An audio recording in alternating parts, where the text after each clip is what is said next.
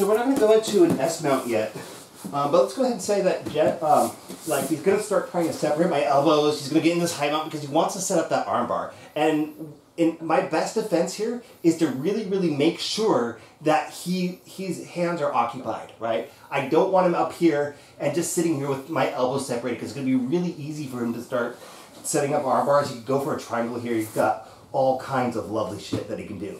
So from here, I'm going to want to get into post. Now, if I were just a bridge, he's going to ride me like a bull, right? He's just going to throw his shoulders back and he's going to stay up all day, and that's going to be problematic. So I'm going to put one of my knees into his back, and from here I'm going to extend out my hands so it's up into his armpit, so he can't come back up very easily.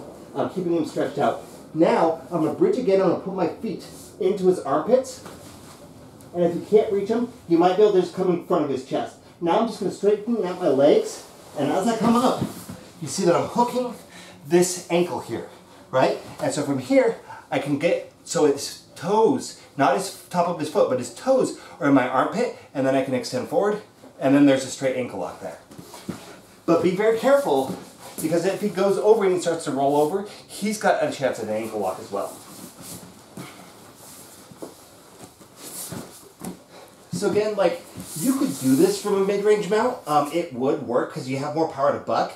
But I'm just giving it to you as a kind of a high range mount option, because once you get here, you're pretty fucked and you need to address that. So my goal, let's go move that way, fair amount. There we go. My goal is to not lose, right? So he's going to shift up, and I know my elbows are separated. He can go for an Americana really easy. He can go for a triangle. He can go potentially for an omoplata.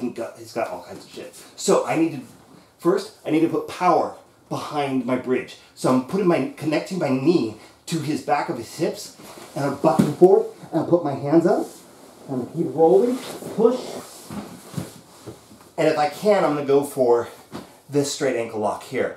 A lot of times people are really, really fast. They might start to scramble, and we get into the scramble where neither one of us has good connection, but the point is, we're not in mount anymore, right? We've gotten out of that mount position, and that's our key objective with this particular move.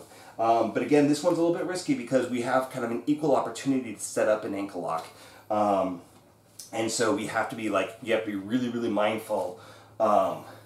Like if you feel like, because you're in this position, if you feel like it, you probably want to flex your toes back and drive your heels up so that your legs go behind. You don't want your feet to come out to in front of him, right? So it's because he's going to have just better opportunity to kind of grab it from there. So, yeah, that's the back door or blowjob escape, if you want to call it that. And yeah, that's what we got for you guys. A couple mount escapes. See you next time.